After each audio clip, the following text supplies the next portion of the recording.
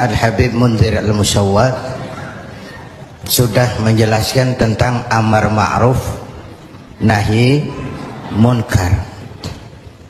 Pemimpin kita baginda Nabi besar Muhammad sallallahu alaihi wasallam adalah tokoh yang paling sukses dalam melaksanakan amar ma'ruf nahi munkar.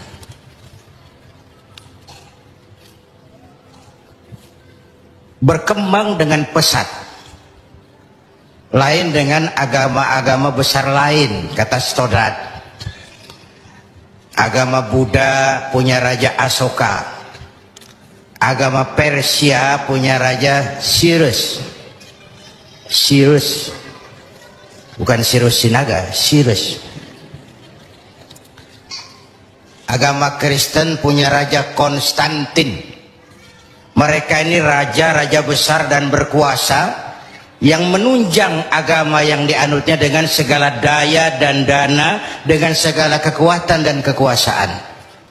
Lain dengan baginda Nabi. Beliau bukan raja, tidak anak penguasa, tidak pula orang kaya. Tapi amar ma'ruf yang dilaksanakannya berhasil menembus dinding Jazirah Arabia, mewarnai hampir 2/3 belahan bumi. Nah, saya mau ambil porsi apa landasan beliau dalam melaksanakan amar ma'ruf dan nahi munkar sebelum ke arah yang tadi sudah ditanyakan Saudara Agung. Pertama, landasannya adalah siddiq. Apa? Jujur. Sebab bagaimana orang mau amar ma'ruf nahi munkar kalau dia nggak punya kejujuran? Nabi kita itu lidahnya adalah hatinya, ucapannya adalah perbuatannya, perintahnya berwibawa, ajakannya diikuti karena beliau pelaksana pertamanya. Keteladanan. Kalau kita gimana mau berhasil amar ma'ruf?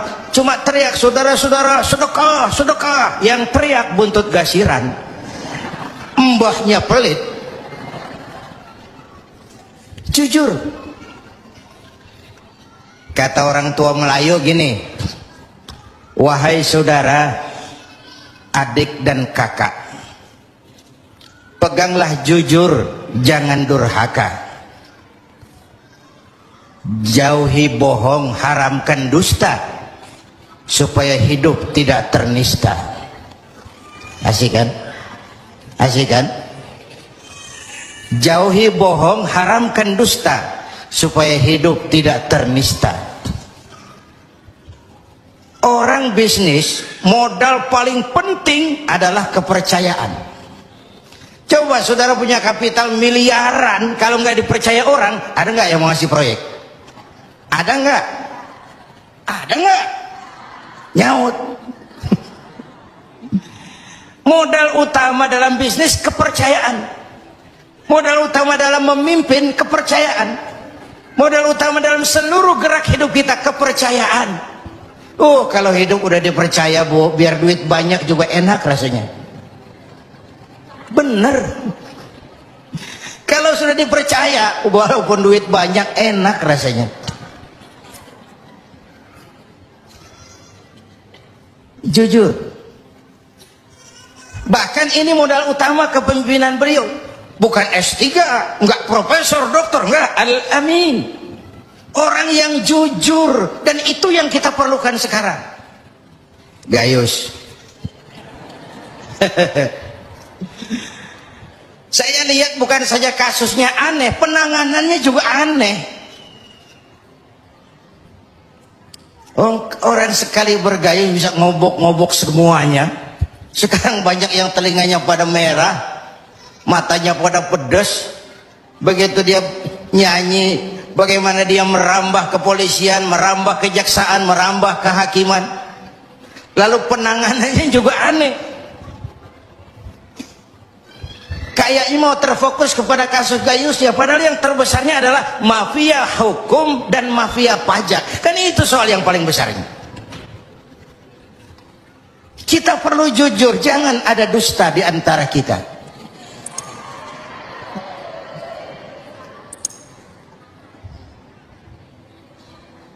Apa tanda si bintang timur cahayanya terang sampai ke fajar? Apa tanda orang yang jujur? Hatinya mulia, ucapnya benar. Hatinya mulia, omongannya benar. Tidak pepat di luar, pancung di dalam. Menjegal kawan seiring, manis jika berhadapan, balik belakang lain bicara. Tiap hari kita ngadepin topeng. Topeng yang berkelihatan. Ini mukanya apa bukan sih? Ini omongannya apa cuma sekedar sebuah misi? Dan seterusnya. Pantas kalau satu saat seorang biang preman, mbahnya preman, datang menghadap baginda Nabi, dapat hidayah dia. Ya Rasulullah, saya mau masuk Islam, boleh enggak? Oh boleh. Mengucap syahadat. Selesai mengucap syahadat, dia bilang lagi, ya Rasul, saya kan sekarang sudah masuk Islam. Baik. Saya cinta Islam. Alhamdulillah. Saya cinta Anda ya Rasul. Bagus itu. Cuman saya juga cinta dosa. Ini aneh orang ini. Preman tadi ya. Saya cinta Tuhan ya Rasul. Saya cinta Islam. Saya juga cinta dosa. Saya belum bisa tinggalin di dosa. Saya suka judi, suka mabuk, suka zina. Marah baginda Rasul dengar ini. Enggak, beliau senyum. Senyum. Orang yang tegasnya amar ma'ruf nahi munkar itu jangan masang muka kuburan. Manyun, muka ditekuk, jangan. Senyum. Lalu beliau bilang, lah Pak Sebi, nggak apa-apa dah. Cuman begini, Mas. Dari Jawa premannya waktu itu. Kamu suka mabuk? Hobi.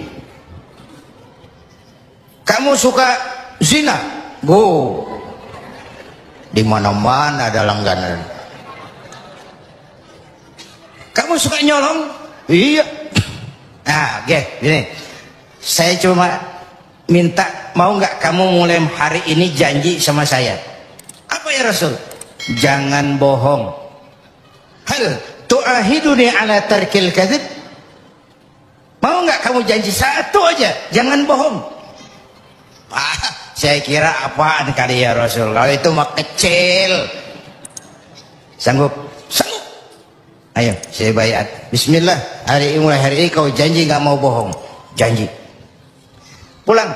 Sambil pulang di hatinya mikir, ma ashala ma talaba hadzal nabiyul karim. Ini Rasulullah kok gampang banget permintaannya. Enteng urusannya. Saya terang-terangan nggak tinggal zina, nggak tinggal nyuri, saya suka mabuk, cuma disuruh nggak bohong. Encer. Dia kira nggak bohong gampang. Dia kira nggak bohong gampang. Padahal Nabi Allah Ibrahim pernah mengeluh, saya seumur hidup 3 kali bohong, saya harus tanggung jawab di hadapan Allah. Padahal bohongnya bohong bener. Seumur hidup 3 kali merasa bohong, bingung Nabi Ibrahim. Kita sehari 16 kali bohong, nyengir aja nyengir, nggak ada bingung-bingungnya. Udah sambil pulang, hari berganti minggu, minggu pergi datanglah bulan. Satu hari dia lagi jalan nih si preman nih, mantan preman nih, ngelihat perempuan cakep, kenalan, dibawa ke rumah, masuk ke kamar, hampir terjadi. Mau zina lagi hampir terjadi, dia tegangan tinggi, hampir nyaris. Begitu mau terjadi, ingat, saya udah janji sama Rasulullah nggak mau bohong. Ntar kalau ketemu beliau saya ditanya, kamu masih zina? Nyautnya bagaimana? Nyautnya gimana? Kalau saya bilang iya, saya pasti kena hukum, udah Islam. Kalau saya bilang enggak, saya bohong. Padahal sudah janji nggak mau bohong. Perang ini, iman sama syahwatnya. Kata syahwatnya, udah sikat. Kata imannya, pikirin dulu, lu udah janji lo. Perang. Akhirnya imannya menang. Dia bilang sama tuh perempuan, Mbak Yuk,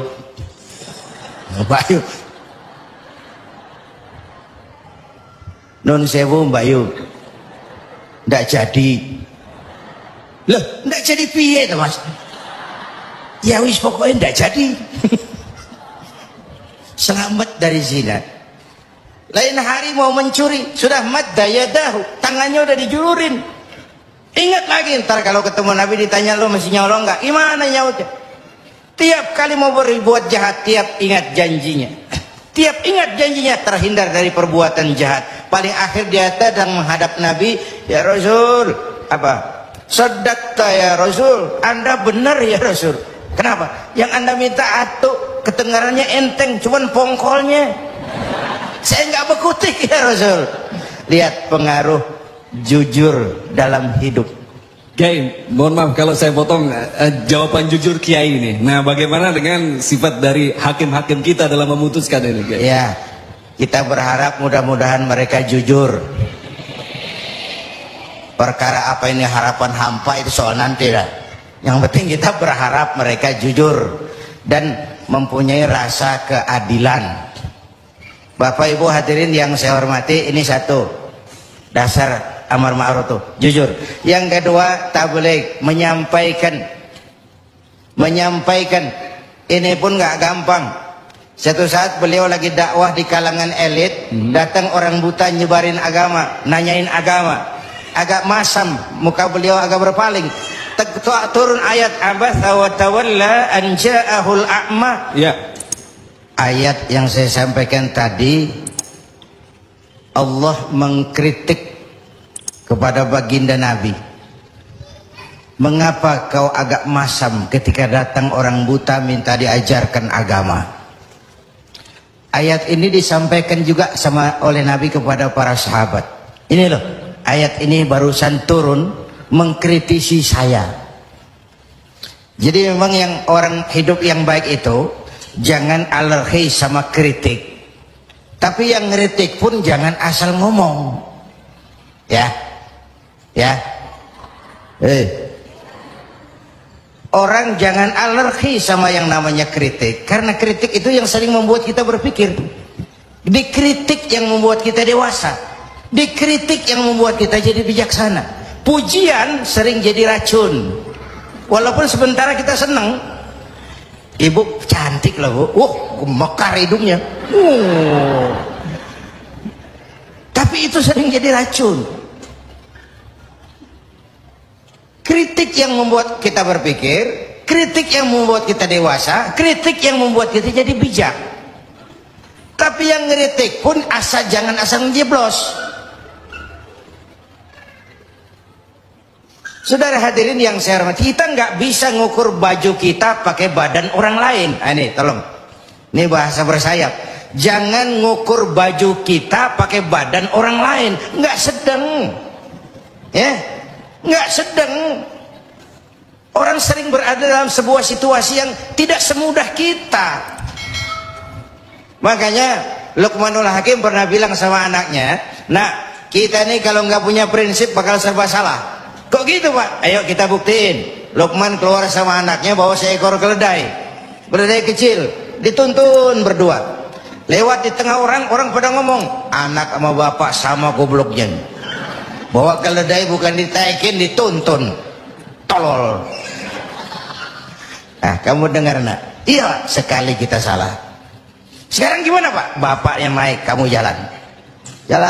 Lewat lagi di tempat orang ngomong lagi, bapak kagak tahu diri. Enak-enakan di atas keledai, anaknya disuruh jalan. Tega sama anaknya. Kau dengar nak? Iya, 2 kali kita salah. Habis sekarang gimana Pak? Kamu yang naik, bapak jalan. Lewat lagi orang teriak lagi, anak durhaka. Bapaknya disuruh jalan, dia enak-enakan. Dengar nak? Iya Pak, 3 kali kita salah. Sekarang gimana Pak? Kita naikin berdua yuk. Naik berdua. Sampai di tempat orang banyak teriak lagi, anak sama bapak samanya ini. Tidak punya peri kebinatangan. Masa keledai kecil dinaikin berdua? Kejam. Nah, terus dengar. Iya. Berapa kali kita salah? 4. Habis sekarang gimana Pak? Sekarang keledainya nyok kita gotong. Gua pengen tahu orang ngomong apa.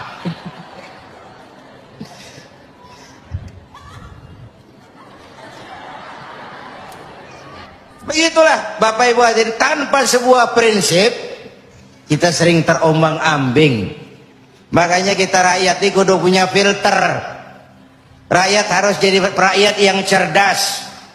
Emas pasti kuning. Ya, apa semua yang kuning pasti emas? Rakyat harus cerdas. Ini nyengir tapi mikir nih, ya. Bapak Ibu hadirin yang saya hormati, karena itu kembali kepada sifat menyampaikan, apalagi yang menyangkut hak orang banyak. Orang-orang tua Melayu bilang begini, mengapa orang menembak ungka? Karena merengguh buah embacang. Kenapa orang banyak celaka? Karena serakah dengan hak orang. Anak udang dimakan itik, itik berenang di air timpas. Hak orang jangan diusik. Kalau diusik badan terhempas, hancur. Karena yang menyangkut hakul adami, hak-hak manusiawi itu harus dipenuhi. Tabligh menyampaikan. Ini kan kadang-kadang dari atasnya bagus, di tengah jalan banyak tukang sunat. Turun ke tingkat menengah, ini jalur birokrasi, sunatin. Turun lagi ke bawahnya, sunatin. Turun ke gubernur, sunatin. Turun ke wali kota, sunatin. Turun ke camat, sunatin. Sampai ke rakyat, ujungnya doang dikit bener. Kebanyakan tukang sunat di negeri kita. Belum lagi kerja mubazir.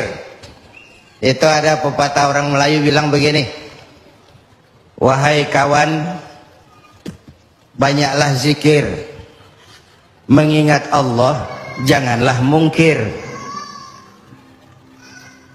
Wahai kawan, banyak berzikir, mengingat Allah, janganlah mungkir. Hindarkan semua kerja mubazir supaya hidup tidak terisolir. Kerja mubazir itu kayak apa? Kayaknya kenal Ja'ronah. Pernah dengar nama itu? 6 kilometer di luar Mekah itu ada Masjid Ja'ronah, tempat kita ngambil miqat ihram kalau mau umrah. Ja'ronah itu perempuan lugu ya, tipis-tipis sama bego dah. Bego tahu bego? Minum es ditiup, nah tuh bego tuh. Dia kira ngebul panas. Ini Ja'ronah kalau malam nenun kain, siang dia rusakin lagi. Supaya apa? Supaya malam punya kerjaan, nenun lagi. Siang dia rusakin lagi, malam dia tenun lagi. Allah sindir kita dengan peristiwa itu, wala takunu kallati naqadat ghadlaha min ba'di quwwatin ankatha. Jangan kamu seperti perempuan lugu itu yang kalau malam nenun kain, siang dia rusak lagi. Malam dia tenun lagi, siang dia rusak lagi. Jalanan udah bener-bener dipaculin. Supaya apa? Besok punya kerjaan dananin jalanan. Berapa banyak proyek Ja'ronah di Indonesia? Tahsilul hasil, mengerjakan yang udah beres. Kan kerja mubazir. Bapak Ibu hadirin yang saya hormati, ini soal tabligh. Yang ketiga sidik amanat, yang kedua amanat ya, yang ketiga tabligh. Amanat itu menyampaikan, bisa menjaga kepercayaan orang, itu penting, itu amanah namanya.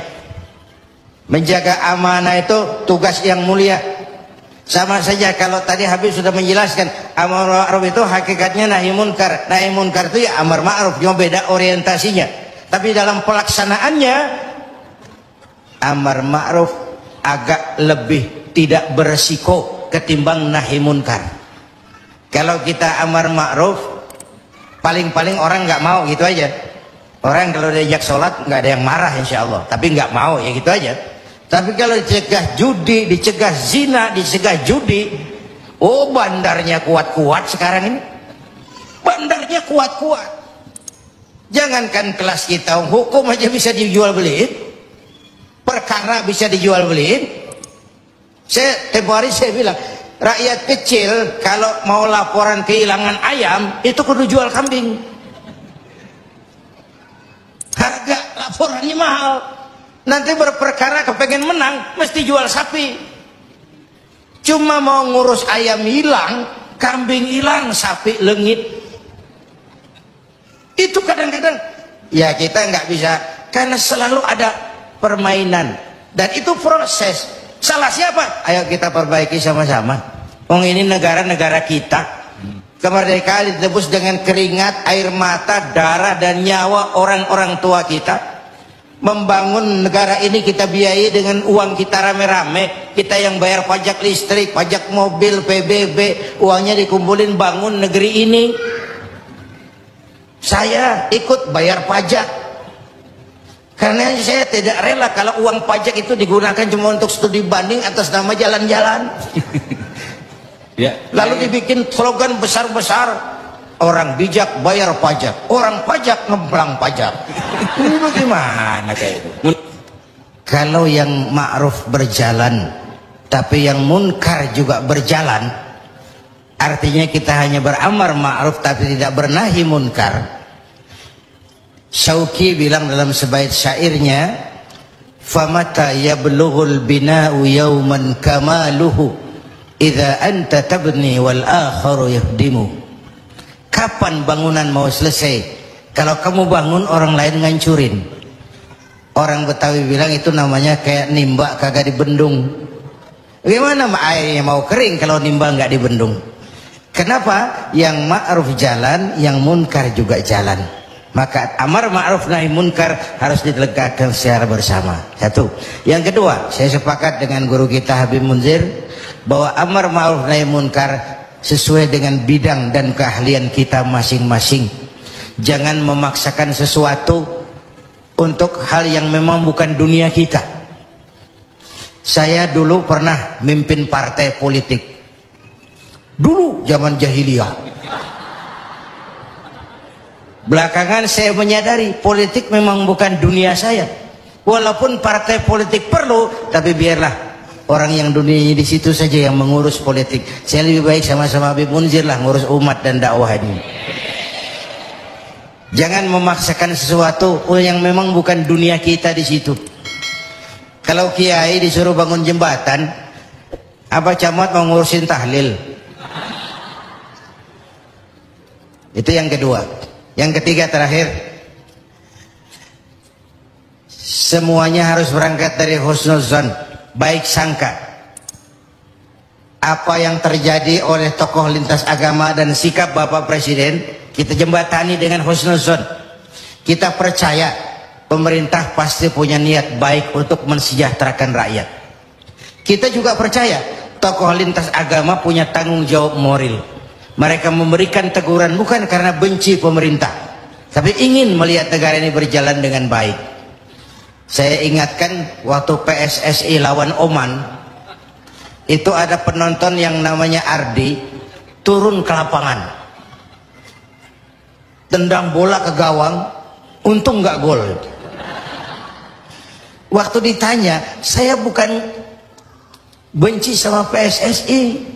Saya bukan mau ngacoin pertandingan, saya cuma greget kenapa sih nggak gol-gol PSSI ini. Penalti aja meleset, capek saya greget.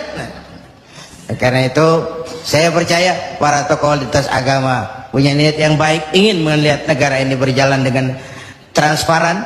Kita juga percaya pemerintah punya niat baik untuk mensejahterakan rakyat. Cuma tentu ada berbagai kendala dan diperlukan kesungguhan dan kejujuran. Sekali lagi, kesungguhan dan kejujuran. Jangan ada dusta